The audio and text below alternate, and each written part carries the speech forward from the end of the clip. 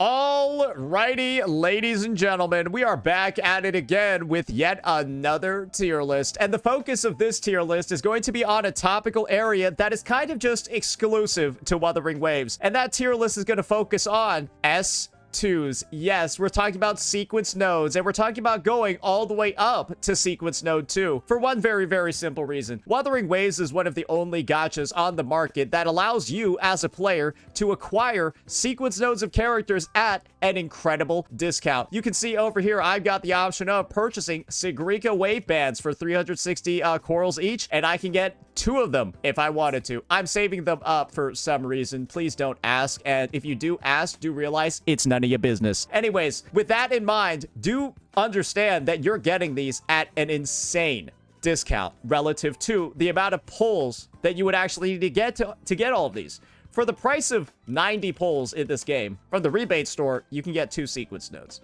When pity's 80, and you're subject to a 50-50, all of that jazz, all of that goodness, right? Then the realization should be getting a sequence node simply for the equivalent of 45 pulls is kind of ridiculous. And it's an investment that a lot of players make. And so our goal for today is to break down, out of all the units in the game, who have the highest value S2s, who have the lowest value S2s, where are you going to get the biggest bang for your buck? Because, well, it's a unique topic. Might as well make the most out of it. So without further ado, we're going to be starting from recent release order all the way to the oldest units in the game, because we don't want to really focus too much on characters that might not really be that viable anymore, or really have outdated and dogshit sequence nodes. And let's just get at it from there. All right, so Sigrika is going to be our first character up when it comes to this judgment over here, and her S1 is naturally going to have to be looked at alongside her S2, and so we'll be looking at both of those, and of course talking about the value. So her S1 basically gives her a damage multiplier increase on abilities that don't do any damage in her kit. Yes, basic attack elucidated, decipher, resonant skill, big boomy boom, and solar skin to the aid are abilities that you use in her rotation, but they're abilities that almost you don't even recognize it all as dealing damage in the first place. So having the multipliers increased by 70%, well, what happens when you multiply 0 by 70%? It's still 0, and these abilities basically deal 0 fucking damage. So this is basically like a non-factor over here. I wouldn't consider it too much. However, she does have this bonus. Sigrika becomes immune to interruptions while casting Elucidated or Big Boomy Boom or any of that stuff. Right? This S1 is one of the most dog shit ones I've ever seen in the game, because Sigrika's big issue is getting interrupted while getting to Elucidated, not actually like fucking getting interrupted during the cast. And so the end result is that this S1 almost feels fake because it gives you Encapsulated. All Encapsulated does is slightly stagnate an enemy when somebody on your team casts an echo skill. This might be genuinely one of the worst sequence nodes I've ever seen. However, this is an S2 tier list. So why don't we go ahead and take a look at what her S2 does. The damage multiplier Forte Circuit, Learn My True Name, is increased by 120%. And when not in combat for 4 seconds, Sigrika gains Divergent. So Divergent is essentially this mechanic over here. When she obtains a rune, which is essential for using the attacks in her kit, she additionally obtains a rune of the opposite type. And so the end result of this is that she can have rune generation that's way better, way faster in the overworld, and use her most damaging attacks a lot more easily. This is a bit more of an overworld specific sequence node. The real bonus over here is the damage multiplier of Learn My True Name getting increased by 120%. And if you need some context on what Learn My True Name is, well, let's just take a look at it here. This ability does 1200% damage. You're getting a 120% damage multiplier on an ability that does 1200% damage. But this is also some of the stuff that happens, guys. Sigrika can hold up to 2 stacks of Innate Gift. Each stack grants Runic Outburst, Runic Chain, blah, blah, blah, all that. And Forte Circuit, Learn My True Name, 30% damage amp. So this ability over here, she gains 2 stacks of this Innate Gift buff in her regular rotation. And so she gains 60% damage amp on this ability that's also gaining a 120% multiplier bonus from S2. So that's why her S2 is such a massive, ridiculous, absurd damage increase. It's because she also gains in her kit 60% amp on the ability. You combine this with the fact that Sigrika also has some of the most disgusting arrow damage bonuses in the game when she has Quiyuan. Let's just read this. 60% echo skill damage with the 30% arrow with the 30% echo skill. If she's at 150% ER, that's an additional 50% echo skill damage. And then, of course, you can't forget, Blessing of the Runes stacks up to 6 times. That's another 18% echo skill, 18% arrow damage. So, that's essentially, she's at like 200 something percent. And so you're getting amplification from here. The multiplier is getting increased by 120%. You're probably understanding why her S2 is such a big damage bonus. It looks like it's not really that much, but it's actually so much stronger than the other 120% damage multiplier increases that other abilities get. Characters like Carlotta, Camellya, blah, blah, blah, so on and so forth. They also get a bonus like this on their liberation. But hers, there's so many latent buffs behind her kit in like her skill descriptions and all of that make this possibly one of the strongest sequence nodes in the game. It's because it doesn't really matter that it's only affecting one ability. This is the strongest hitting ability in her entire kit, and it's fucking gross. So yeah, that's probably going to just add a baseline, right? That's going to be putting Sigrika in the S tier. Yeah, that's probably going to be putting Sigrika in the S tier because her strength as a character, I do believe the calculations show she's on like a 39% damage increase from S0 from getting her S2. Nah, no. Well, we'll be sure to entertain the incredible arguments later on because as a main DPS sequence node, it's possibly one of the strongest ones in the game. And anyone disagreeing with that, please go to a math class sometime or at least try to graduate middle school first. Now, moving on, we're gonna have Luuk with his S2. Yes, we don't actually have that many new units.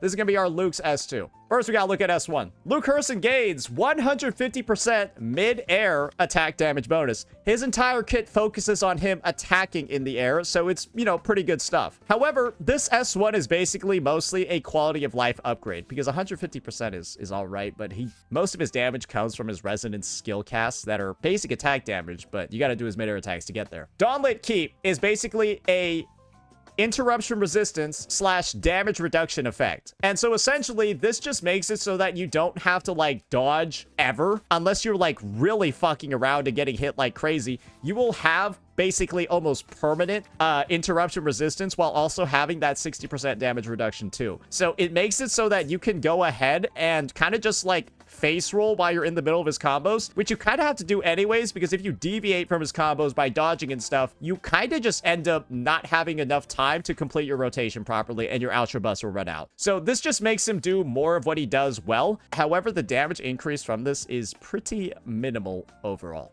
And this is the funny thing. There are some people talking about Sigrika. For example, Augusta gets plus 48% more damage at S2. Yes, Sigrika does more damage than Augusta, dumbass. So, like, yes, are you counting S0 Sigrika just being better than Augusta in the first place? No, you're not factoring that in your calculations. Who cares if Augusta gains 48% more when Sigrika at S0 deals more damage than Augusta? Guys, this is why I said, please go to math class first, because you're just looking at percentage increases, as opposed to the increase from what? I said 70% of 0 is still 0. 70% additional damage when you do 0 damage is 0 damage. And Sigrika does more damage than Augusta at a baseline. So a smaller increase on Sigrika is actually more damage overall because Sigrika has a higher base. Sorry, it's just some people. I thought the sequence node discussion was going to be simple because people typically, when they see numbers in math, they don't talk that much because they're not educated. But for some reason, I guess people like to assume that they know how numbers work when they know they don't. Why? You're just going to look fucking dumb. Why? Anyways, that's just a little bit of a situation we need to talk about, right? Before we start getting into more and more of these sequence nodes, because people like to cosplay as intelligent people when they don't know what they're talking about. Now we got Avalanche Roaring in Eyes. And this one is going to be, well, it's really strong as well. The damage multiplier of Resonance Liberation rewritten in Winter's Margins is increased by 60%. And this damage multiplier increase effect is stackable with that of end notes on the endgame. Inherent skill, Uncaused Diagnosis, is also enhanced. So Basically, this sequence node really buffs his ability to deal damage with his liberation, but it also has to work hand in hand with his ability to work with Tune Strain Interfered. You can see over here, every 10 points of Tune Break boost he has now amplifies this instance of damage by 10%. And the effect now increases the damage amplification up to 60% from 30. So this sequence node is unfortunately reliant on this guy requiring Lynae on his team to work. And the end result is that I don't particularly like it that much because his kit is a little bit constrained at the moment. Luuk gains damage amplification from Tune Break boosts. Only one unit in the game buffs Tune Break, Lynae. But who is Lynae also a best in slot for? Aemeath, Iuno, Changli, a bunch of other characters. And so having a sequence node like this that seems tied to a buff that another character can have, that to me is a little bit restrictive. You can make the same argument that Sigrika's is restrictive as well because she kind of needs Quiyuan to function, but that was sort of known in the first place. Luuk has teams that don't involve Lynae, and this sequence node, as a result, half of it has no effect at all unless you have Lynae. But he has the ability to function in other teams. So I'm going to consider that a bit of a weakness. However, do keep in mind that Luuk has a ton of damage on his liberation, and this 60% multiplier over here, I assume that stackable means that it's multiplied by 60%. I'm not actually sure. I assume that stackable means that this one is just straight up multiplied by 60%, and then end notes on the end game, right? That buff over here, it works based off of that new adjusted value that was increased by 60%. And you can see that this goes up to 75% total. So massive buff on his liberation doubles his ability, right, to amplify damage from 30 to 60. And so it is strong overall, but you do sort of feel like you need Lynae to actually make this thing pop properly. And well, it's just a little bit unfortunate that that's the case. So I think based off of that, based off the fact that it's a restrictive S2, I'm going to knock off some points regardless. You know, going into pulling Sigrika that she's basically required to use Quiyuan. You kind of already know going into it. So her sequence nodes scaling off of that doesn't really matter. You don't need Lynae to make Luuk strong and to make Lynae work properly. He doesn't have like this strict partner tag. He could just use a Sanhua, use a Shorekeeper, all of that, and still bang out content. And so having an S2 that only works with one specific unit on the roster, it's kind of lame if I'm frankly being honest. So I'm gonna knock off points for that because it really does kind of like shoehorn him. Like, to make use of his sequence nodes, which you're already spending additional resources on, you're restricting him to using one character on the roster. It's lame. I don't think that's cool, and I think a sequence node that limits the number of teammates you can use inherently is kind of fucking bullshit. So that's why I'm gonna be putting that one there. Now, moving on, we've got good old Aemeath. Why is she all twinkly and shit? She's dead. Anyways, Gilded Glimmer of First Dawn. Instant response. Heavy attack Aemeath and heavy attack Mech gain a 300% critical damage increase and will continuously pull in nearby targets while charging. You might think, oh wow, this ability bangs. It does a shit ton of damage. Heavy attack Aemeath and heavy attack Mech, dude, they do no fucking damage. I'm just gonna be honest with you, bro. I don't know if you've used this attack in your rotations. This does no fucking... This attack does nothing in the fucking first place. I remember just using this shit in Whimpering Waste. Like, seeing like the, oh, photon cannon, boom, and then it doesn't do anything.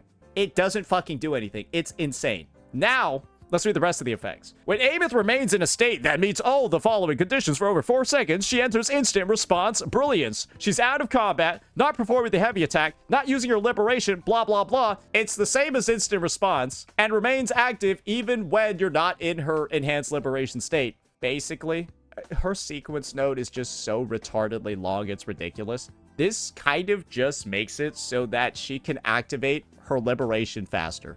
It's kind of like just like an overworld attack. And beyond that, it's not that crazy. It does, though. It deals 230k. Aemeath's liberation deals like 600k. So yes, an attack that deals 230 is not that much. That's kind of the point. A 230k attack on a main DPS like Aemeath is not very high.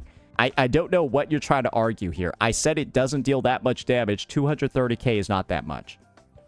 That's kind of like the point. Now, It's got some other effects too. Basically, this is a shit ton of words that are supposed to be in line with like her either her rupture form or her fusion burst form. Basically, what this is saying over here is that she'll transfer stacks when she goes from target to target and she defeats them. That's all this is trying to say. So it gives her more ability in AoE to get stuff done. So yeah, she gets a minor damage boost in her rotation, and she groups with that heavy. Yes, sure. She groups a little bit with the heavy attack that you're going to use right at the end of your rotation before you summon the Exostrider. Yes, and because the Exostrider has super small AoE. Yeah, the Exostrider has... Because Aemeath is a character with low AoE on her attacks. You're right, so the grouping is super useful. What I'm trying to say over here is that her S1 is a minor damage increase relative to her whole rotation. And it gives, like, bonuses that, like, you don't really necessarily need that much anyways, because you kind of want to use all of her attacks because her synchronized attacks end up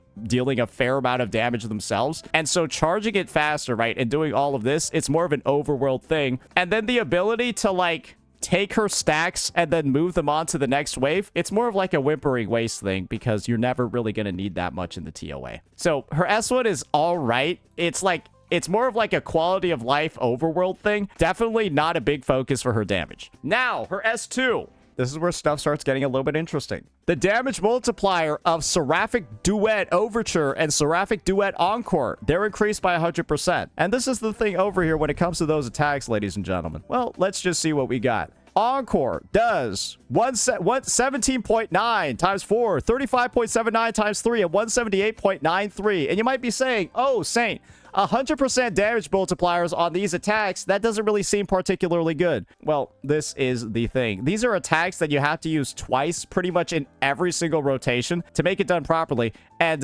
well, you're going to notice this over here. Oh, good lord, dude. I forgot how long this character's kit is. I actually genuinely forgot how fucking long this character's kit is. It's so hard to find her specific buffs. Oh, right. Yeah, she's got a lot of built-in crit damage buffs too, depending on which mode she's in and the teammates that you have. So that's something that happens as well. And gosh, I'm pretty sure there's something about Seraphic Duets in here. Oh, good lord. Stardust Resonance. She applies whatever status effect, either Tune Rupture or Fusion Burst. She applies them repeatedly when this attack is used. And so basically her S2, it doesn't directly interact with that stack application, at least in the first part. So all it does is it gives that damage bonus. The main thing that she's going to be scaling with is, of course, her crit damage increase that she gets. But as you're beginning to notice over here, a majority of the stuff is actually going to be in these secondary effects. Aemeath has some of the longest sequence nodes in the game because she basically has a unique one based off of whether she's in Tune Rupture or Fusion Burst. And so this is where the big damage bonus is going to occur in the Tune Rupture form. While in Resonance mode Tune Rupture, when the additional instances of Tune Rupture damage triggered by Seraphic Duet hit the same target, the damage multiplier of that Tune Rupture damage is increased by 20% for 1 second, stacking up to 5 times. So essentially, she gains up to a 100% damage multiplier on her Tune Rupture triggers, and the Tune Rupture triggers in single target deal a fuck ton of damage. And then her S2 for the Fusion Burst mode,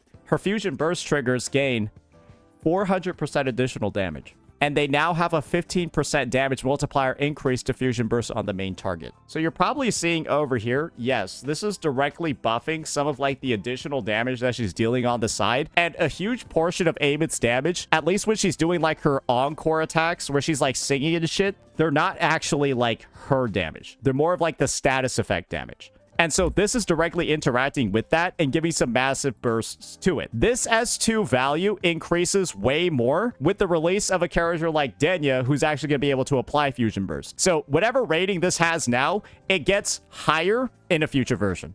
Probably 3.3. And this is sort of like the thing with Aemeath. You're probably noticing over here that these first two sequence nodes don't really seem that crazy, right? Yeah, this seems like the biggest damage increase that she's going to get on the sequence nodes. This one is all right, but it only works like half of it, right? Because Fusion Burst is not really a team right now. The majority of Aemeath's actual big dookie damage is coming from here. Resonance Liberation on S3. Her Heavenfall Edict's multipliers increased by 100%, and then Overdrive's damage multipliers increased by 40%. And now she inflicts Tune Rupture when using any of her heavy attacks, blah, blah, blah, all of that. And then she gains an additional crit damage increase of 60%. You're probably seeing, right? Oh, dear fucking God. Her S3 kind of carries the power of, like, most characters' S2s. And this is very similar to what we have for other Sentinel Resonators, like Carte. Her S3 kind of is like the real sequence node, and her S2 and S1 combined are kind of like not really at the levels of other characters. Going from S2 to S3 is like a massive, ridiculous fucking damage increase that she gets that really is much higher than other characters, and I think in exchange her S2 doesn't really seem as strong, right, relative to some of the other characters that we've seen. So I would just say, as like a stepping stone to S3, that pretty much warrants this one going into A. And it probably maybe gets a little bit higher as time goes on. But, like, just know that you're just one sequence node away from getting to S3. And a lot of people like to say every S3 in the game is busted. No, it's really just only a couple of them. But, yeah, no, just with, like, Aemeath's baseline S2 right now, I don't think it's actually, like, anything to write home about. And I don't think a lot of people stop. I don't think there are a lot of S2 Aemeaths. That's my personal opinion. I think you either go to S3 or you just don't even get this character sequence nodes in the first place. Hey, chat, raise your hand if you have an S2 Aemeath. I have her S2. Yeah, okay. There's like 2 people in chat. There's 2 people in chat.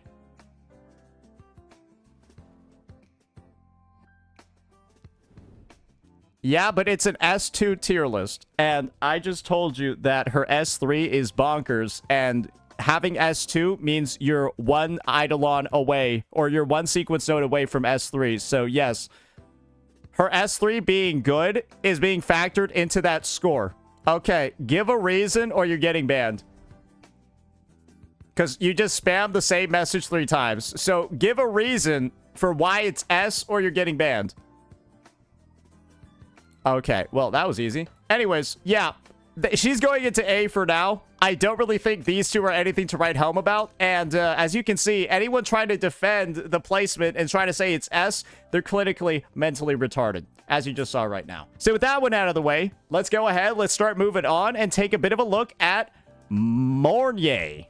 So when it comes to Mornye, there's a bit of a realization that I feel like a lot of people should have. Most of her strength is actually going to be on... Wait, let me just read this. Honestly, yeah, her S1 and her S2 are both really, really, really strong. Her S1 is strong based off of the fact that it now grants her interfered markers damage increase of 40%, regardless of the team that you're in. And in a team like Mono Fusion, where you're running like Mornye, Lupa, and somebody else, this thing is actually cracked. It's actually stupidly broken, and it's fucking ridiculous. She also basically has near permanent uptime on it, but she kind of already had that anyways in her regular tuned teams. So it's kind of just like, hey, this makes it so that A, I guess you're immune to interruption too, so you can't get knocked out of the air anymore. But it also makes her mono fusion teams ridiculous, and it also increases her general use cases outside of tune teams, and just straight up makes her better than Verena in all of those lineups. So she has restrictions before where she kind of needed tune rupture or tune strain on the characters to really find a lot of use from that interfered marker. This S1 essentially makes it so that she is a completely general use case support. Then her S2, right, builds on top of that even further by A, giving up to a 32% crit damage increase against targets. And then when you combine that with her signature, it's now a 52% crit damage increase. That's a lot of crit damage, right? And I think it's very fair to say that that can be enough with her sig to really make this one feel worth it. However, this is my personal take. Unless you're going to actually bundle this up with her signature, I don't think her S2 is really worth it. That's my personal take. Unless you're going to go the extra mile, you should probably get her sig if you plan on getting her S2. Because then that goes from a 0 to a 52% crit damage increase. While her sig is only 20% and then her S2 is only 32%, having only one of them as opposed to both, having just one feels like it's just a little bit not that good. This ain't like Shorekeeper over here, right? Where like Shorekeeper comes in with their S2 and is just like, hey, here's 40% attack. Shorekeeper with her Sig goes to 54. Getting just 40 feels fine, right? You don't feel like you need Shorekeeper Sig or that it should be added. This one, in comparison, you kind of see what's going on, right? Her Sig gives 20. This one gives 32. You kind of want both to get to 52. The off-tune build-up rate is nice, but you kind of don't need it because Mornye with her field already increases off-tune build-up rate like a fucking shit ton. And so I'm personally of the opinion that having a little bit more might be really good if you're Giga trying to optimize like some of your tuned teams, because a lot of damage doesn't occur until you tune break, but just 20% extra, I feel like it's not really that necessary. So when it comes to like this, most of the value over here for Mornye's sequence nodes, I think it's really coming from her S1. Her S2, like by itself, I'm kind of the opinion that when Shorekeeper's there, I just don't really feel like this one's that good. And the fact that you feel like you need her signature as well to really capitalize on it and make the buff feel that great, I don't know. It kind of just disappoints me a little bit. I don't know. I'm not really that much of a fan of it. You're definitely free to disagree, but just 32% crit damage to the entire team and 20% off to build-up rate. I don't know. Is that worth a sequence node that you can put on anybody else? That doesn't really feel like it to me. But then again, right? I'm thinking about it in terms of substats. This is 2 crit substats. Shorekeeper is basically like 4 attack substats. 2 crit damage subs versus 4 attack subs. I think it's just kind of mid. But if you get her signature too, hey, maybe it's easily an A, but the fact that you do want her sig, I think it's just going to be a B for me. Maybe top of B. We'll see. We might reorder around later. Now, we got Lynae. Okay, this one's going to be a little bit rough. Let's take a look at her S1. The damage multiplier of basic attack Polychrome Leap is increased by 120%. This attack deals no damage. This attack deals no fucking damage at all in the first place. Yeah, this is just complete dog shit. The main bonus over here is that you gain like some traction and interruption resistance. Yeah, no, you gain the ability to pull in some targets and a little bit of interruption. This is shit. It's like, it's so shit, it's unbelievable. Like, this is a sequence node to basically get like some suction in her kit and interruption resistance. That's it. However, it is kind of in line with some DPS's sequence nodes, the early ones at least. They're not really that good. Now we got this one.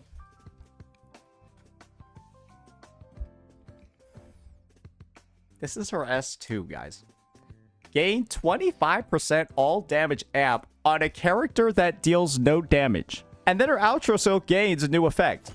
Her outro skill now additionally grants the incoming resonator 25% all damage amp. That's so bad, it's unreal, bro. Like, this is just the fact you need to get 2 sequence nodes to get this is just a fucking joke. 25% all damage amp seems like it's like a lot. It's really not when you already have 40% in her kit in the first place. So you're going from 40 to 65. This really is more of just like a general use one in case the character doesn't deal resonance liberation damage, the one that you're buffing, because then she'll go from 15 to 40. Because the idea with her kit is that her outro skill gives 50% all damage and then 25% liberation. And so it just like makes her a slightly better buffer for non-liberation damage dealers. Bro, this is so shit, it's unbelievable. Like, I'm gonna be... It's easily the worst one I think I've seen in the game. It's so bad. I think you should just keep your Lynae at S0 and never even think about getting sequence nodes for her. And I appreciate that a unit like her is in the game, but this is fucking shit. It's just so fucking shit, it's unbelievable. At least, see,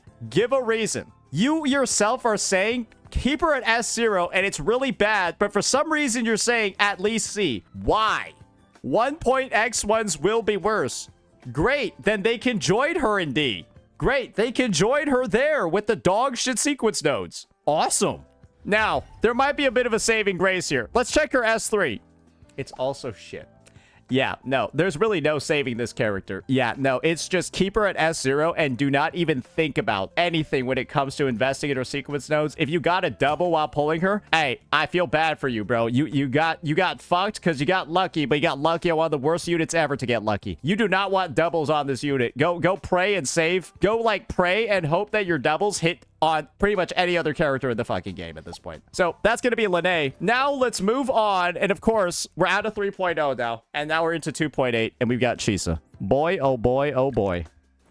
Boy, oh boy, oh boy. I'm already of the boat that Chisa should probably be in D because she's not a character you even want to pull in the first place. And so why would you pull 2 more copies? But let's go ahead and find this one out. Chisa is immune to interruption while using any of her saw ring attacks. Great. The awesome thing is that her saw ring section of her attack chain is so short in most of her teams that, like, you're not getting interrupted anyways. So, like, this is basically not even a real sequence node, and you always swap off of her when she's casting Eradication anyways. So it's like, yeah, she's invulnerable during the swap. Then, she gains a 30% attack increase, as if she's doing damage in the first place, and deals a fixed 62k havoc damage when using this. So, I don't know what this is supposed to be. Like, this is, like, it's, like, a slightly, like, it's basically only damage. It just only increases her damage, and, it doesn't scale, and I guess it's usable in the overworld, because you know this isn't really doing shit in Whimpering Waste. Why is it that specific? I don't fucking know. Like, I guess it does make her slightly better in Whimpering Waste, because then you can, like, deal 61k to everything, and that will add up over time. So, yeah, I guess it could be cool there. Obviously, it gets stronger the more enemies that you're facing. I guess there's, like, some hidden lore with this being, like, the golden rule or something like that. I don't know. I think it's a reference to something, but, it's dog shit in the TOA. Much more useful in Whimpering Waste. Now her S2.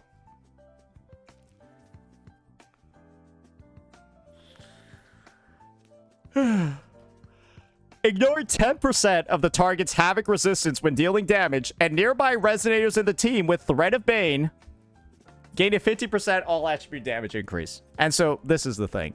This is actually incredibly strong, right? And it actually makes her potentially one of the strongest general buffers in the game. Because think about it this way. This is a 50% all attribute damage bonus, but compare it to other things in the game. Shorekeeper's S2 with 40% attack. Mornye with 32% crit damage. This is straight out 50% all attribute damage bonus. And that's kind of like a fucking lot. And I think it's actually so much that even with her S1 being pretty much completely fucking useless in the TOA, I think this one is strong enough to actually be an S tier. Yeah, I'm gonna be honest. It's strong enough to be an S tier. But this is the thing that you would have to do to make it S tier. You need to start diversifying some of your builds.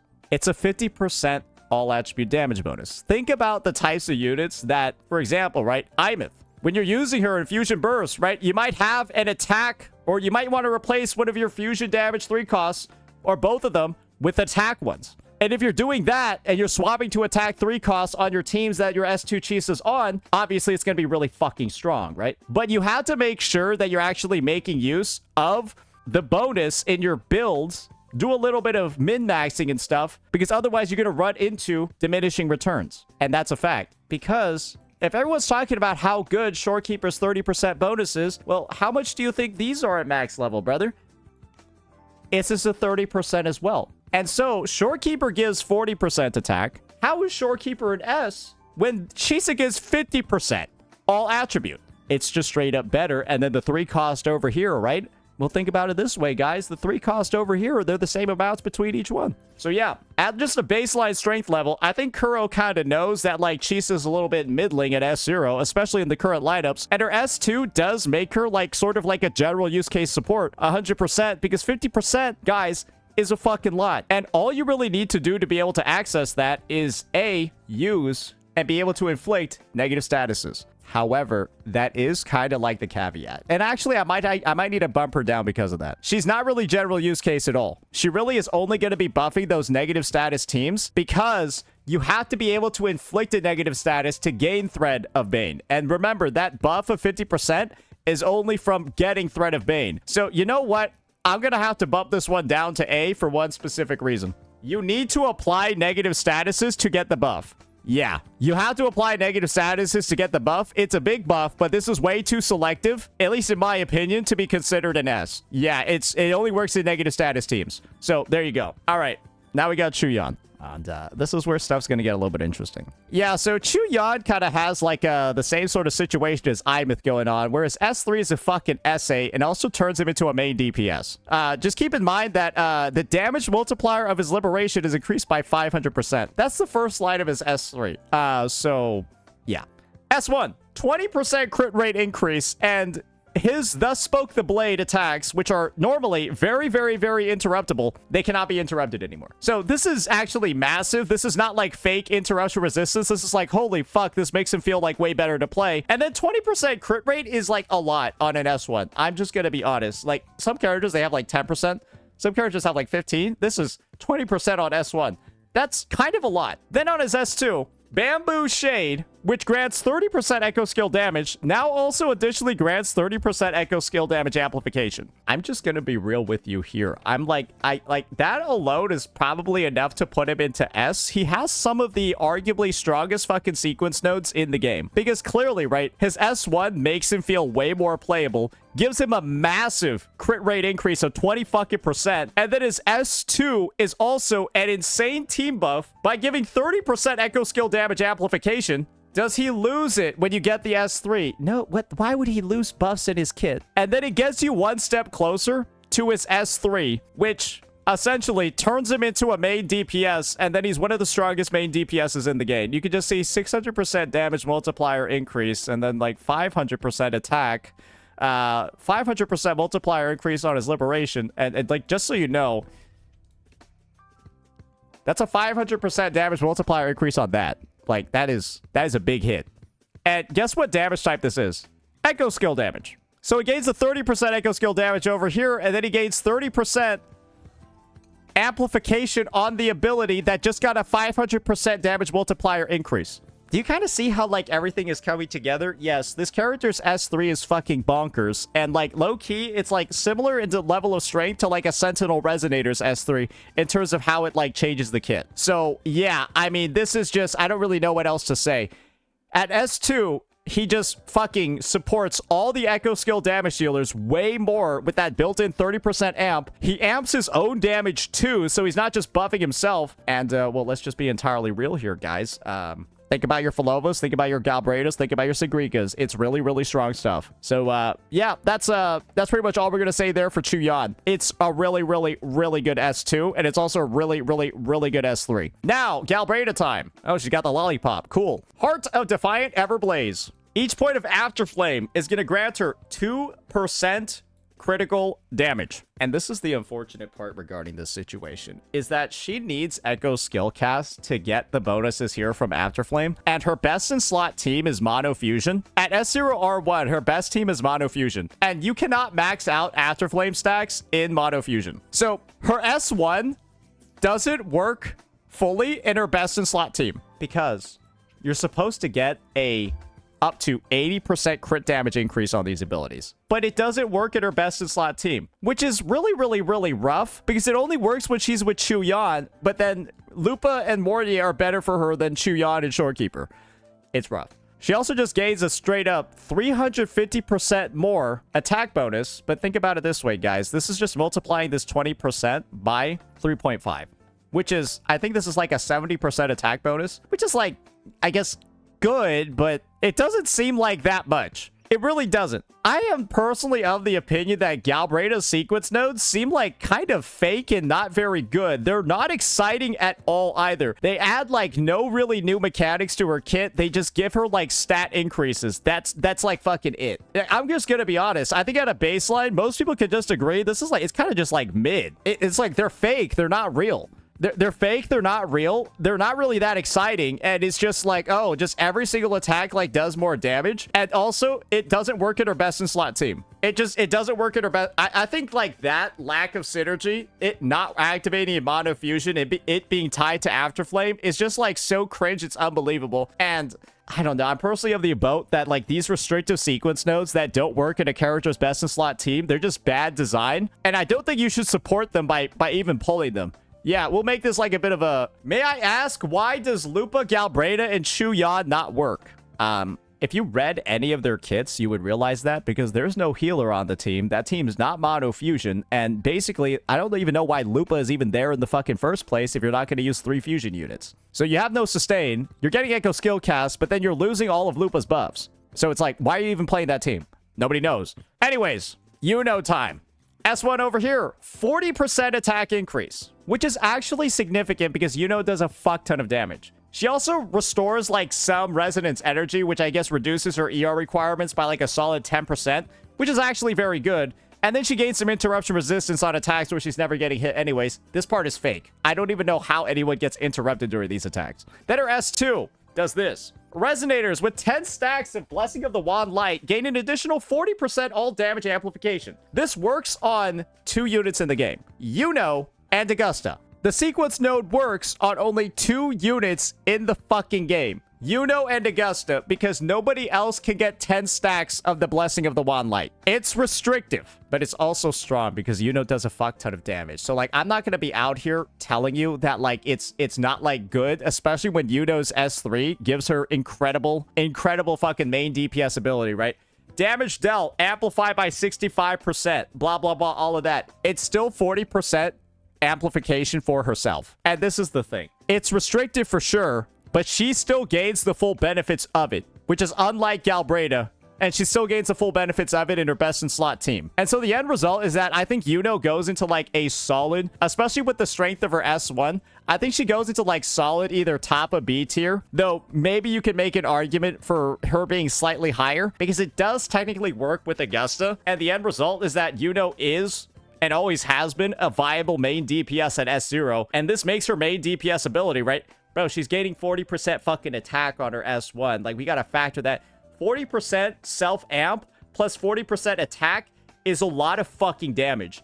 And then she also completely, in some cases, reduces her ER requirements as well. Because she gains additional ER, right, when she's using the full moon domain. So it's like, yeah, I'm gonna be honest over here. It's like, it is pretty solid. And we have seen that high sequence node Iunos do a lot when it comes to actually delivering. But I'm not gonna go ahead and say that it's like straight up game-breaking shit. Yeah. I think with that in mind, I might bump down Luuk a little bit because his shit is kind of restrictive. And I don't think that the damage multiplier on his stuff is like high enough to necessarily warrant the same level of performance that we're seeing for other characters. So yeah, I think he can be bumped down a little bit. Maybe like top of B for him. Now we got Augusta.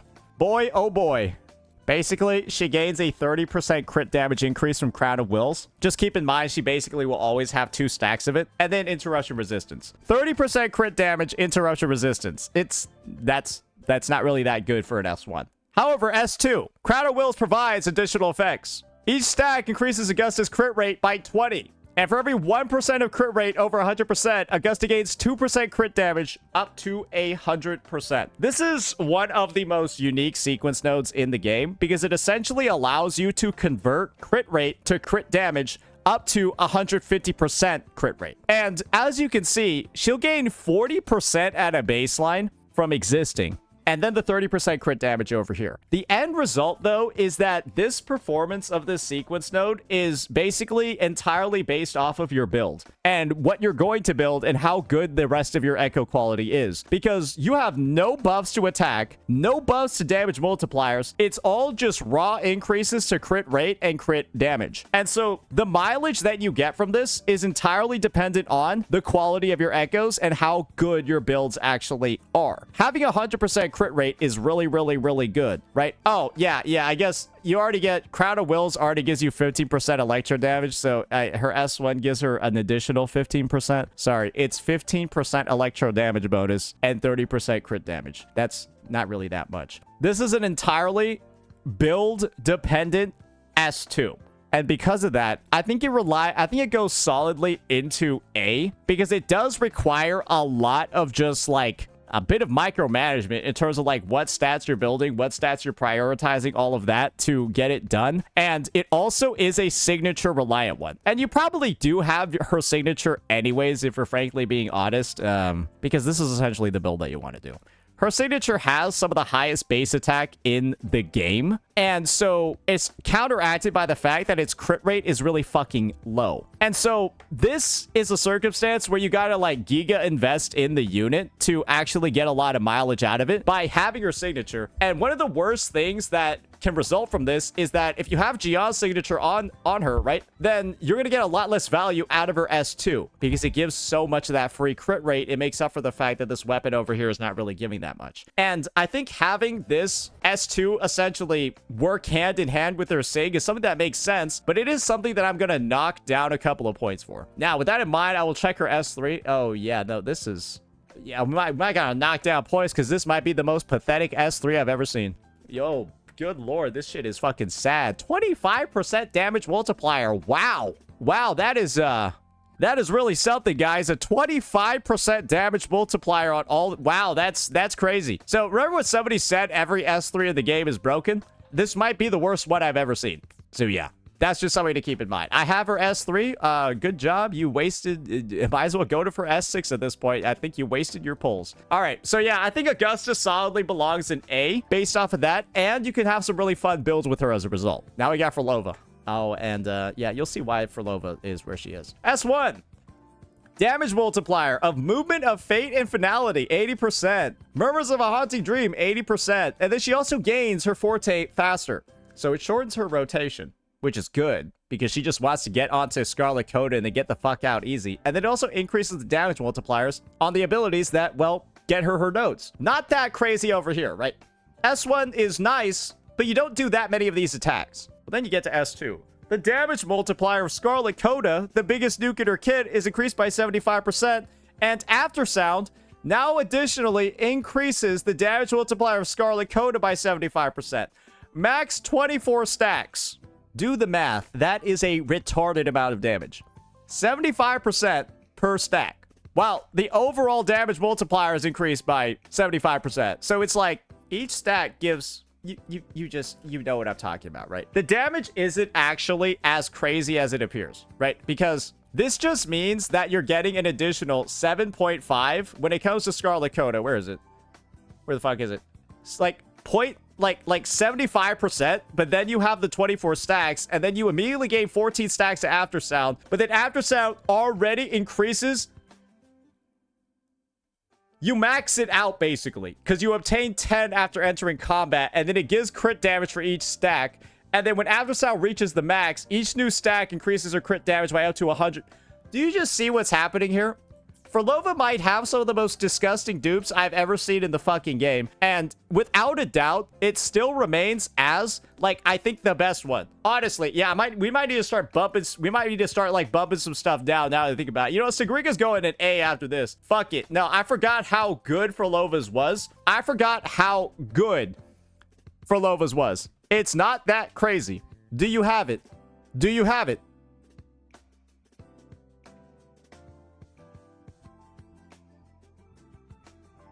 All right, you got 5 seconds to type, bro. Like, I ain't gonna be waiting all day. It's a simple yes or no question. Do you have Phrolova's S2? Do you have Phrolova's S2? It's a simple yes or no question.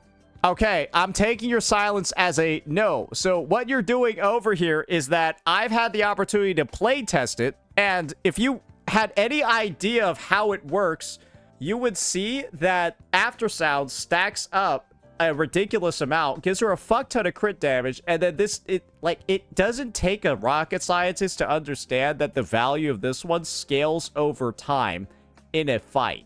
And so, going with a fucking document to show calcs, what's the fucking point? Like, what? Are they gonna estimate you're, like, what, 5 minutes into the fight and you have, like, 400 Aftersound stacks? Like, knowing how this kit and this character works, it would be very, very, very clear. But then you're kind of just over here saying it's not that good, and you're linking a Google sheet when I just told you that this is a thing that stacks up over time, so why would a sheet matter? And I love that you are asking me to analyze calculations for you instead of you simply, I don't know, doing the work yourself. So I'm going to assume you have no idea what the calcs even mean because you're asking me to interpret it for you. Because otherwise, you would have interpreted it yourself. So you're asking me to break down a calculation for you because you can't do it yourself. On top of saying that it's wrong without even owning it or trying it yourself.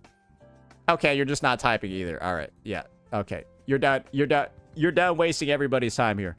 So ladies and gentlemen, pretty much every single person that has seen a Phrolova S2 or played around with it at all, did any of this testing, so on and so forth, would be first to tell you that it's fucking cracked. That it's fucking crazy.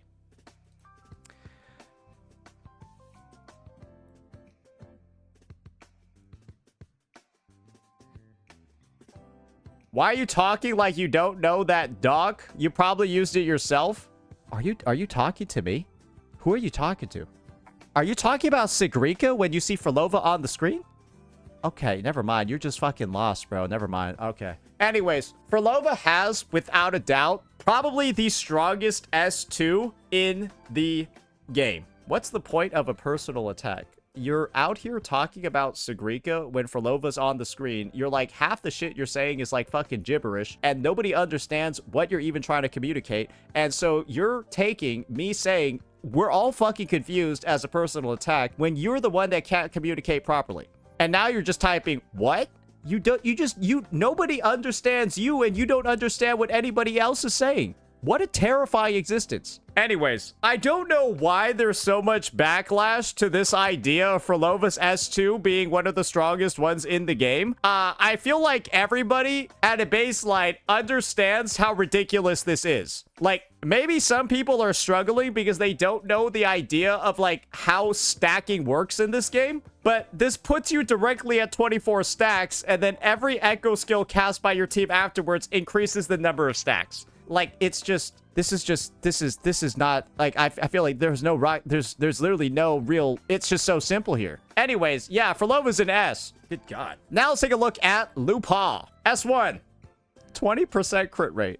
But hers only lasts 10 seconds, while Quiyuan's is just permanent. And then 10 additional concerto, which is like, great, she can cancel using her skill at the start of her rotation, and interruption resistance when casting Dance with the Wolf climax. I've never been interrupted casting this ability before. So like, this entire thing feels fake, except for the 20% crit rate. And this is 40% fusion damage. So remember how I talked about how Quiyuan's an S because he gives 30% echo skill damage amp on S2? This is just 40% fusion damage bonus, which is like, well, it's worse than Chisa's 50. It's worse than the amp from 30%. It's just middling when she already gives this much. She gives 24% from her weapon, and then from her set gives 15% to the whole team. So it's just like double dipping on what she already does pretty well. I don't know. It just seems really, really, really mid to me. And like when you compare it to the other buffers that we have over here, it just really feels like a solid B. Like bottom of B, maybe like C, something like that. It really just truly does not feel like it's at the same level of other characters. Yeah, it just does not. It double dips into more of the buffs that she already has, and I would rate this a lot higher if it did something like 15% fusion damage amp or something like that. Then I would rate this way higher. But for now, it just kind of gives her way more of what she already has. And let's just be real, guys. It's a very diluted buff, fusion damage bonus of 40%. And now this one, yeah, this one just releases her requirements. That's kind of mid too. Yeah. Oh, great. She can now be used outside of mono fusion teams, which is like just pull Mornye instead, and you basically have what you wanted over there, and you also get a character you can play. So yeah, her S3 is even like mid too. Now, time to move on and talk about another Sentinel Resonator, ladies and gentlemen. We got Carte. Oh, she got the little puppet too. Woohoo! So, I forgot. Sentinel Resonators have a retarded amount of crit rate. Or, sorry, a retarded amount of, like, fucking, words in their sequence notes. So, Carthia's S1 basically just allows her to spread erosion stacks when she defeats enemies. And then, Conviction is essentially the stat that she gets when she's in big fleur-de-lis form. And you gain Conviction really, really, really fast. And your goal is to just gain Conviction and then use her Liberation as fast as possible. And so, yes, it actually gives her a noticeable damage boost, specifically on that final cast of her Liberation. It's nice. However, it's not really like anything to write home about. Nothing like super crazy that's going to change everything. But S2 is where stuff starts getting really, really, really interesting. She removes her reliance on Arrow Rover completely, as well as Chisa. Her S2 making it so that Arrow Erosion stacks are increased by 3 as long as she's on the field. She then also gets some damage multiplier increases as well on baseline Carthia's form. And you're probably noticing over here, S2 is like kind of like, all right. I'm just gonna be honest, guys. It gives her some damage bonuses, but it's not really at the point where you're like, oh my gosh, like I'm blowing everything up right now. That's because S3 is where everything really starts getting very interesting, because she now applies Arrow Erosion stacks in fleur-de-lis form, and then also her damage multiplier on her liberation, right? Which is getting the 120% crit damage increase. You see how everything's building up, right? She's very similar to Aemeath in this regard. You never want to stop at S2 and you want to go to S3. And so I'll judge her in a relatively similar way, but I will give her some bonus points for basically like shedding all of her sort of like reliance on other characters as she gets more sequence nodes, specifically S2. And then at S3, right, she doesn't even need Ciaccona anymore and becomes like this sort of like solo character. And so it's all in the pursuit of her S3. Her S2 releases some restrictions, but her S3 is like bonkers, right? And so Carlotta S3 is like the sequence node that many people stop at. And a lot of S3 Carlotta owners are fucking annoying and assume every other Carlotta player also has S3. So it's kind of just like, this results in some of the most annoying players I've ever seen, where they're like, oh, well, my Carlotta is soloing everything in the game. And like, what's her sequence nodes at? S3. And they just never mention it. An S3 Carlotta owner will never tell you that they're S3 until you ask them. They will never tell you it's S3 until you ask them, and then just say that they're like soloing shit. It's so fucking annoying, it's ridiculous, because S3 Carlotta, yes, can just solo everything in the fucking game because it's so strong. And that's kind of just like it. So, yeah. Because this is only an S2 tier list, but this gets you the building blocks to S3, it's going to be rated similarly. All right, now we got Ciaccona. Yeah, I'm not going to lie, bro. This is some shit. This is, bro, her sequence nodes are so fucking cringe. It's unbelievable. Like, if you thought that, like, Lupa's was mid, bro, this one is like, oh, great. She gains 35% attack. I'm not going to say Ciaccona deals no damage, but I have her S1. I'm never going to activate it, even though it's, like, not good. Okay, 35% damage increase. And then she gains some interruption resistance, but it's like, you use this right before your heavy attack. It's just, this doesn't really even work that well with her kit. She doesn't deal, like, that much damage in the first place, so the 35% attack is middling, and then her S2 is just like 40% arrow damage. Remember when I said it before about dilution? Bro, she already gives you 24% from existing with her basic attack, and then she already gives you this on Augusta Welkin. 15%. So it's kind of just like, bro, she already gives 39 with her kit, and you're just getting 2 copies to get 40% more? You already get 40%. So it's just like, her weapon is way more valuable than her S2. Her weapon gives you like a different type of scaling where it reduces arrow resistance. It's just way better than her S2. It's kind of dumb how much better her weapon is than her fucking S2. And so because she has a better option, I'm putting it into C. Because like straight up, you should be getting her weapon instead of like any of this shit. It's arguably worse than Lupa's because of that. Because you have a better option that you can invest in, and you might get baited away by like going for sequence nodes or something instead. So yeah. Now we got Zani. So the first one is 50% spectral damage, and then Nightfall cannot be interrupted. I feel like she already has interruption resistance built into her kit. So really, this is 50% spectral damage bonus, which is all right, I guess. I guess it's okay. It's sort of all right. It's not like terrible. And then her S2 is just crit rate is increased by 20%, and then targeted action. Her S2 is really bad.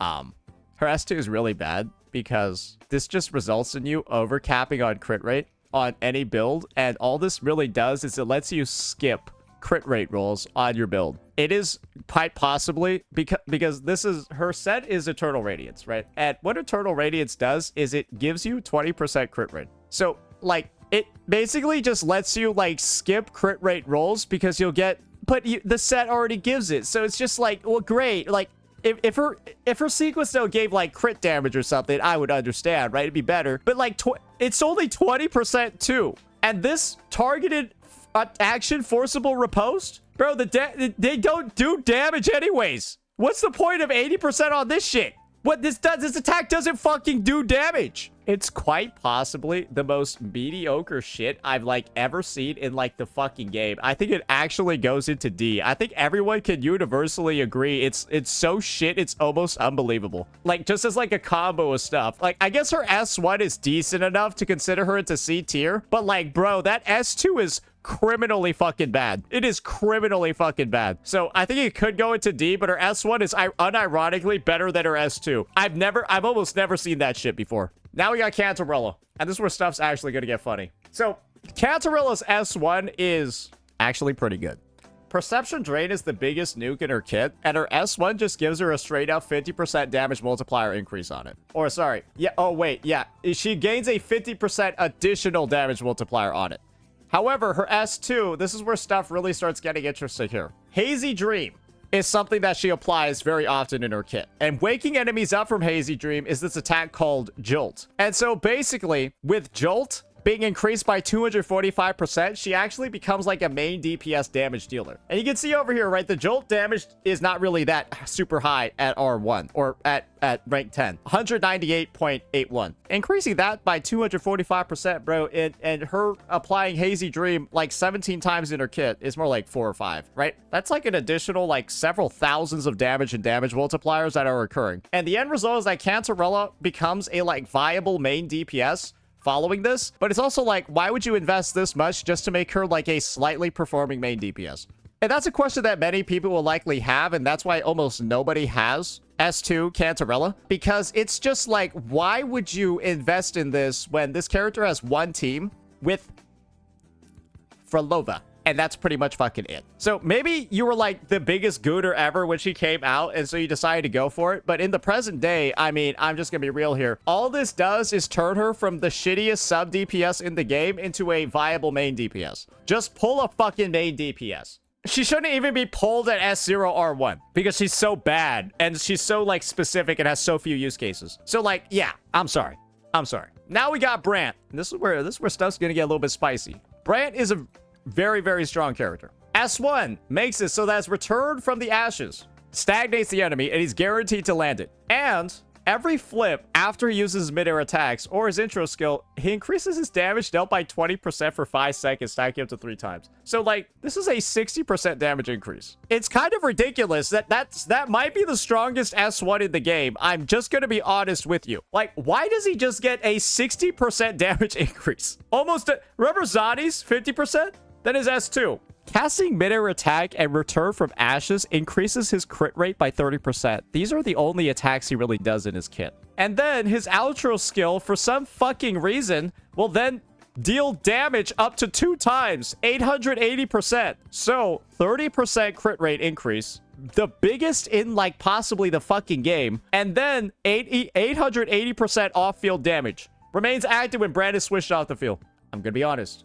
Brant is already a relatively valuable character from the perspective of he's good as a main DPS, and then he's good in mono fusion. And if your Mornye is busy, right, with other teams like Toon Rupture or Toon Strain ones, Brant is still the commander of mono fusion while Mornye is busy. And him as an S2 character is just sort of like so powerful that it's almost a bit ridiculous when you compare him to other units. And I'm going to go ahead and recognize that. I think he belongs solidly in like close to the top of S, because yes, you do need his weapon, but you understand that at a baseline. I'm not taking Carte needing her weapon against her because you know that she needs it too. Brant is also a weapon reliant character, but like his nodes make him so strong, it's like fucking ridiculous. I don't think anyone out here with like a built S2 Brant is saying the guy is anywhere close to weak. And I guess the other thing is, let me check his S3 too.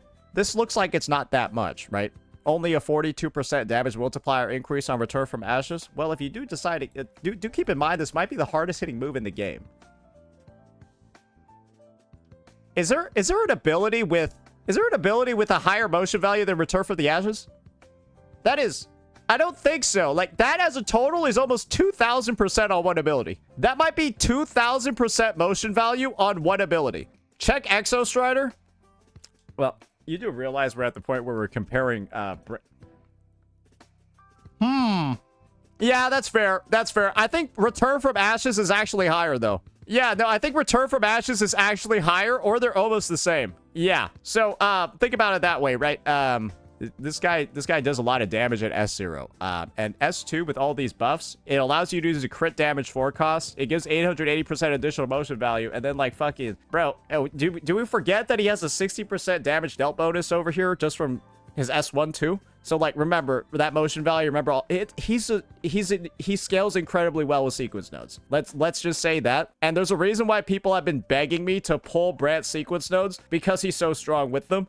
but he's already pretty strong at S0. So I'll just say, in terms of like, if you're sequence noting a character in the first place, he's one of the best places to actually take those pulls. Now we got Phoebe. I'm sorry. I'm just putting her a D off the bat. I have never seen a character possibly more shitty with sequence node investment than fucking Phoebe, bro. It's like, dude, like, it might as well not exist for one of her forms. Confession mode Phoebe basically does not have sequence nodes. They're so shit, it's unbelievable. And then, like, her S1 is basically like, you go from 255% damage multiplier to like 480, which is like, I guess, all right. But this attack, bro, the damage multiplier is fucking shit. Bro, it's fucking dog ass. Look at that. Look at this trash. It's 401.60 at a baseline. So you're taking this 255 and going to 400 something. Cool. It does nothing in the fucking first place. So yeah, that S1 is just cringe because it looks like a lot. It looks like a lot, but it just does no damage in the fucking first place. And then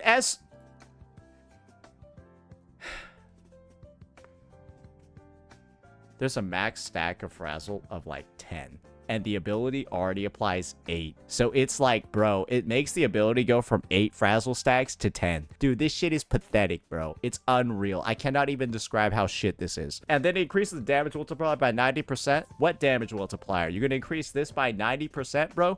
Great. It doesn't do anything. And then her S2, when in absolution, damage dealt by outro skills to the target is What? And when in confession, silent player grants 120% more damage amplification for Spectral Frazzle. I'm going to be honest over here. This is a Zani sequence node. Phoebe's S2 is like better than Zani's S3. All of them. So like if you want to buff a Zani team, you have to get Phoebe's S2. Just as like a design thing over here. You know what? I hate this design so much. It's crazy. It's such shit design that like Zani's real sequence node is Phoebe's S2. And because of that, bro, I just want to put both of them in D. I'm sorry. The design here is dog shit. It's brain dead. And I hope Kuro never does anything like this ever again. It's actually disgusting how these two work. It's just straight up, it's disgusting. I don't think I need to say anymore. No, make a new tier for them. You're right. Add a row below. Disgusting. Just straight fucking gross, bro. Gross design. No, those two are going down there. Their design is fucking filthy. It's fucking gross. Yeah, there we go. Z, perfect. Yeah, no, I hate that shit so much. That's disgusting. Nah, I'm good. Now we got Roccia. This S1 is possibly the most dog shit thing I've ever seen, other than the interruption resistance, because this like makes her rotation like half a second shorter. It's so crazy, it's bad. And then this one over here gives her a 30% havoc damage bonus after using 3 basic attacks from with their bounces, and then 40% additional havoc damage bonus. Bro, this is kind of just like, we gotta factor in how dog shit this character is at a baseline. She is possibly the worst sub DPS in the game, and like these buffs don't make her better. Because the only team that you would use her in is a Camellya and Phrolova team. And so I guess from that perspective, oh no, you would just want Quiyuan though. I guess technically you can run her with Cantarella and Phrolova, and I guess the 40% havoc damage bonus would be solid, but that would require you to like play Roccia, and it's like, we gotta factor in how dog shit that character is in the first place. Roccia at S0 has 1 team in the game. 1. And that's with Phrolova in the first place. So, yeah. I really don't know about that one. No shot Galbrena's that low. Galbrena's that low because her S1 doesn't fully activate in her best in slot team. It's more of a design thing. I don't like it. So I'm arbitrarily rating it low. Yeah. I know it's somewhat strong, but it requires Quiyuan to work properly. So yeah, I don't like that her S1 doesn't work properly in her best in slot team. I hate that. Now, we got Carlotta. And this is where this is where we're gonna get into the speed round because, well, you already know. So Carlotta basically gets 12.5% crit rate on her S1. It's kind of shit. Because this whole thing over here about getting additional substance, it's not needed because she just skills at the start of her rotation, so it's functionally useless. Then her S2 Damage multiplier of Liberation Fatale Finale is increased by 126%. And you must be saying, oh, that's really good. The unfortunate part is that this ability doesn't really have that high of a multiplier in the first place. Only 644.33. However, right, her final sort of like vow state, right, final bow, it increases the damage multiplier of all of her attacks, right, by 80%. And so the idea kind of is that her Liberation does end up dealing quite an impressive amount of damage, but it's not nearly as much damage as you might expect from seeing a number like this because the baseline value is a little bit low. That's to sort of like, you know, mitigate some of her strengths in Quick Swap. And so I will say that this one has not aged nearly as well as like characters like Sigrika, and I think a comfortable spot to put her is probably like at the end of B. Yeah, probably at like the end of B. That's where I would put her for now.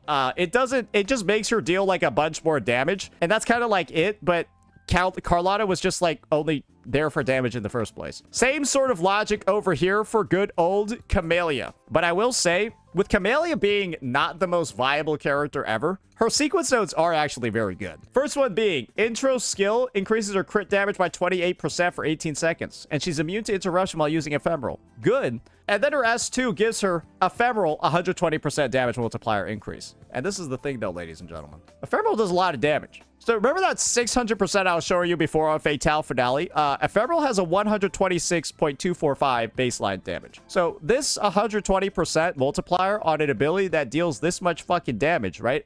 It's kind of good, right? That's kind of a lot. So the end result is that I think Camellya actually belongs like pretty high up. Like actually up in here.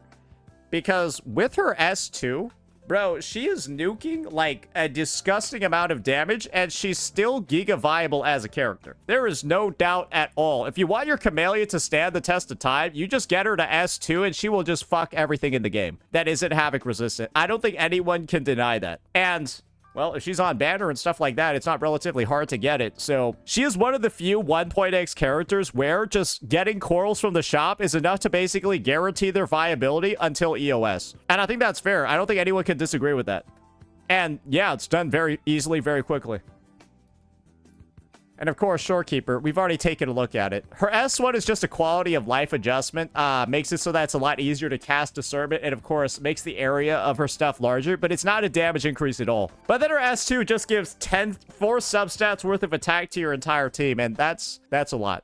Because attack, oddly enough, can be the stat that you're missing the most. A lot of people can stack up a shit ton, right, of crit rate, crit damage, stack up a lot of, like, damage bonuses. But attack, oddly enough, can be the one stat that's really, really difficult to get a lot of in a kit. And getting way more attack, right, can be a huge benefit. And the end result is that, well, S2 Shorekeeper, especially knowing how general use case Shorekeeper is on almost every single team in the game. Oh, I would argue she's better than Quiyuan. Oh, yeah, fair. Yeah, no. I would argue she's better than Phrolova, based off of the fact that her S2 can benefit almost every team in the game. So, with that in mind, right, combined with her crit rate, crit damage buffs, all of that, it does turn her into kind of like a one-woman army. Wheelchair Shorekeeper, the original wheelchair, she fucks everything up. And now we're gonna get, oh dearie me, G-Jaw.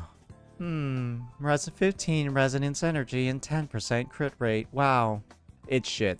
Wow, max inklets, this might be the worst. I am shocked that this made it past, like, testing.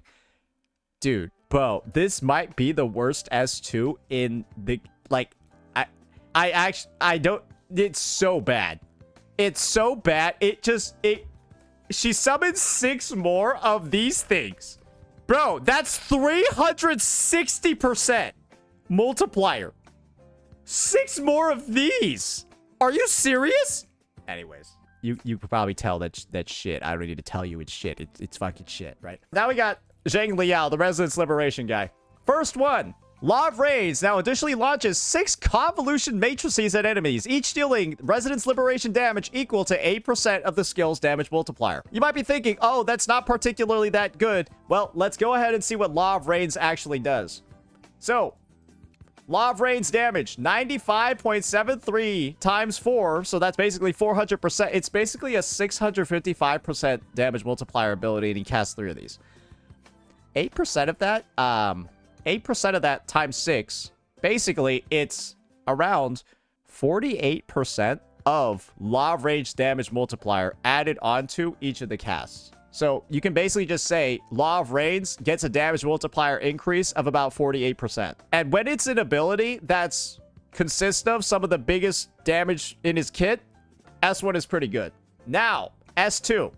Casting Resonance skill or Resonance Liberation Cogitation model increases crit damage by 30% for 8 seconds. Yeah, no, this one's kind of mid. Yeah, his sequence nodes aren't particularly that good. His S1's actually quite strong, but the S2 over here is, I'm not gonna lie, it's a bit middling. Yeah, 30% crit damage. Yeah, I'm gonna be honest, man. I think they knew this guy was free. I think they knew this guy was free, but that S2 is really, that one is not it. That one is not it. However, his S3 does have some nice stuff. It increases the damage multipliers quite a bit. But then again, that would require you to pull out a Changli banner to get that. If you're doing that in 2026, you are a special individual. Now we got Changli.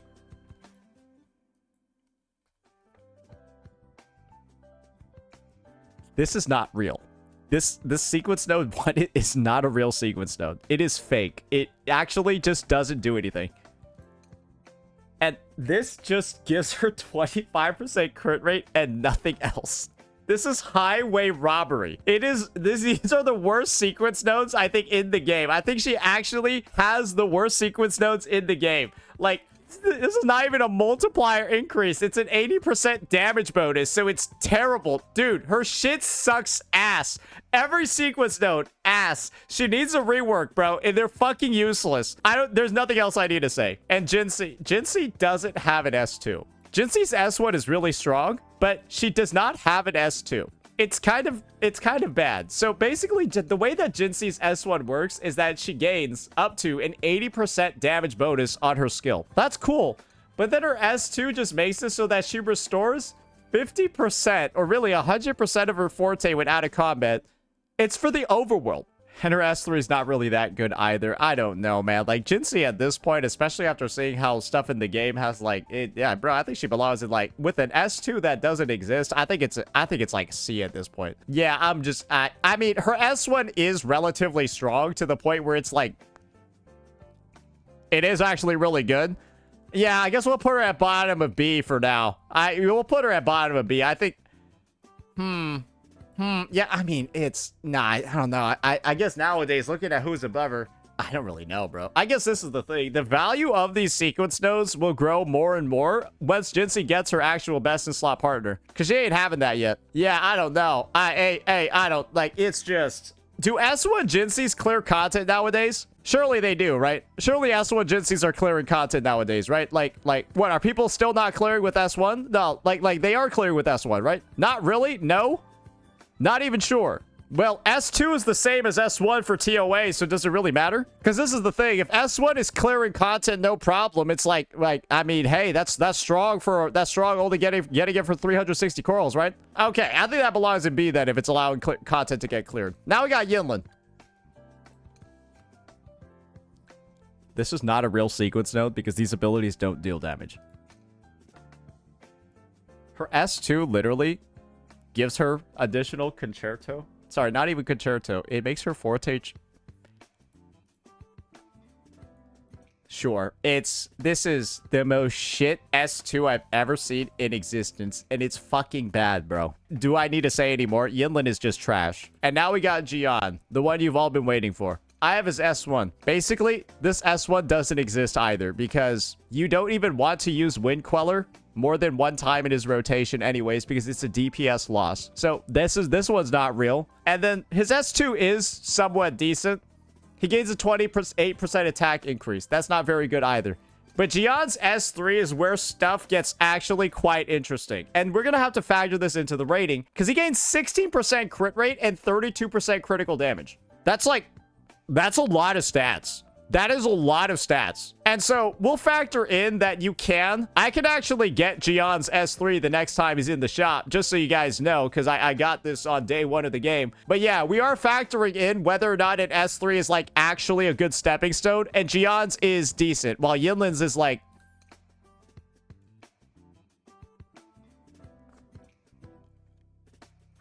Right? Like, Jiyan's is actually somewhat decent.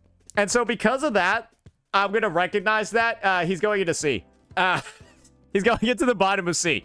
So there you go. That's going to be, at least for now, the sequence node tier list, ladies and gentlemen. And there are clearly some individuals on the roster that get a lot more value out of sequence nodes than others. And part of the reason for why I've decided to rate some sequence nodes lower isn't necessarily due to their overall strength. It's due to the fact that I feel like their design is fucking horseshit. And I simply don't want people to get it because I don't want Kuro getting the message that people should that they should design more sequence nodes that operate right like Galbrena's, where it doesn't work in our best in slot teams, or like Phoebe and Zani, where it's like the best Zani sequence node is actually Phoebe's S2, or like Zhezhi. Like, you know what I'm talking about. There are a lot of nodes that naturally, I feel like Kuro doesn't really need to like do that much Q&A on them because most people aren't going to get them in the first place. But when it is an S2 and it's something that you can get from the Coral Shop, there are just some that are both unforgivably bad, but there are also a lot that are really poorly, shittily designed. And I just wanted to make sure that we got the proper time to actually talk about them. Why is Lynae D tier?